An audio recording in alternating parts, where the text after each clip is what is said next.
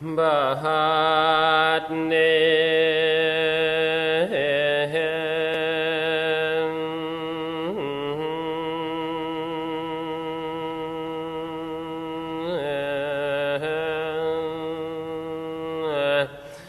บ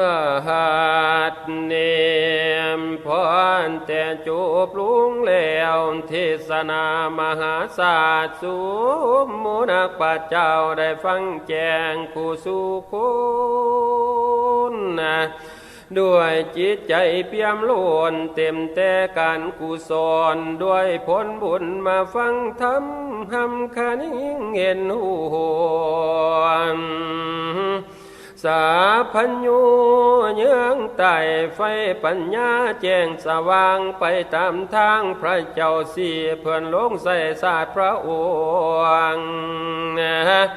มีเส้นโง่เส้นควงเส้นเสือหรือทั้งลาดมาตะทนลงในพระเวสสันดรเจ้าถึงเอาทานไม่ให้ในท่าน30 ศาสตร์บ่ได้ขาดแบบเปลืองของเข้าศาสตร์พระองค์จิตใจสูงส่งพรหล่นยิ่งเหลือประมาณนับแต่ฐานะเข็น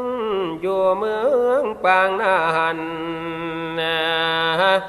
ฐานะขันพัฒานมางอาสนัยบ่ได้เทียราสรสที่เคยเคียก็หักท่านตลอดเกียงให้สมดามดอกดังใจเขาไปอยู่ป่าไม้เขาใหญ่วงกูดบำเพ็ญตนเป็นบรรพตก็บ่มีหยุดอย่างเพื่อแลกญาณดวงแก้วแนวว่าปุติปุตตาลาก็ท่านสาเกียงหอยหอยนางมาที่นาน้อยก็ท่านเกียงโลดบ่ยังนานดอกนานสันทานอยู่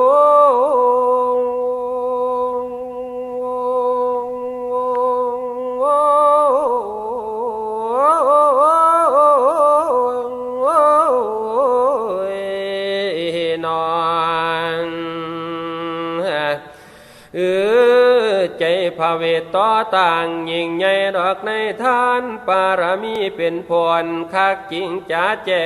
งยุนว่าเศร้าเมืองไหวให้คืนมือของลาดเน่าอยู่ภาษาดกวางสบายบางนังปองหัวกษัตริย์พี่น้องได้มาพบประสบตาความล้างอายบ่คิดกำง่ายแจ้งขามแข้งใจเครื่องแขนก็หายไปเป็นเป่าเสนาเนานั่งนอมก่อมุมดอกหอกัน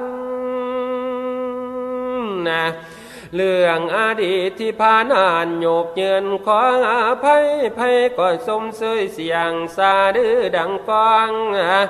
สีนาน้องเนืองโลนใจกุศลได้บีแบ่งสนุกแต่พระวิแตงเบิกพระคังข้างนั้นปัญหายว่าสุงโก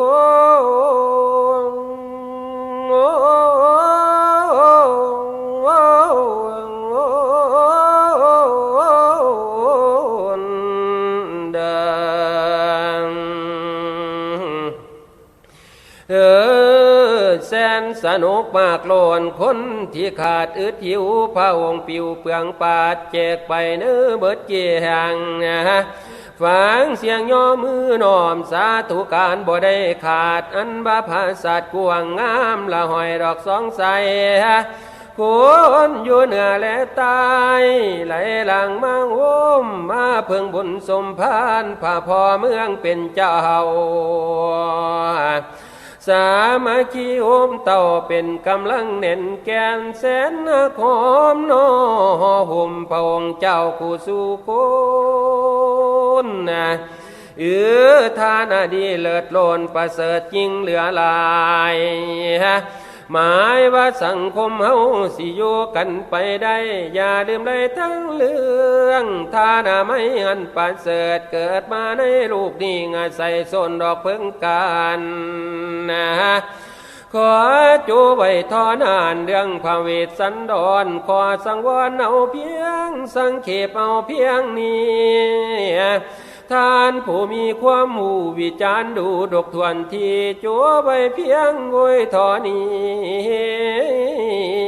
โวยซาแล้วก่อนลันอยู่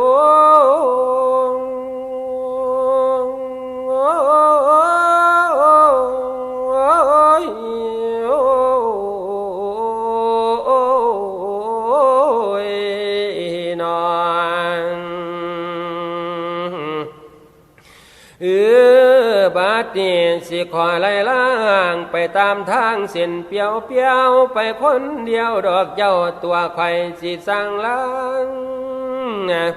ทางอาจารย์ผู้นังทาเป็นป่าโมกในปางบุญด้วยพระคุณที่สูงสากได้หักสูมจิตข่าวขอลายาทั้งยาพ่อเท่าพระเทรานุเทราทุกท่านสามาเน้นขอก้าวตานวาลาแล้วกูสูงขอลาธรรมะกวงบ่อนเคยนั่งเทศนาขอล่างอาหามหลวงควงสนามที่งามยองสองผู้พันนั้นเคยเขี่ยวอย่างแดงที่เคยสูบวงพระพุทธรูปเจ้าที่เคยไหวน้อมสร้างลังลาทั้งอาสนะพร้อมที่เคยนั่งเทศนาลาทั้งตู้ตั้งพร้อมเตียงตู้ผ้าห่มนวมลาทั้งกองและกองที่โยมเจ้าได้ลั่นเตียงถือขันโอพุนเพียงศรัทธาแผ่แถมสมพานการเวลามาถึงสิสั่งลาเพียงนี้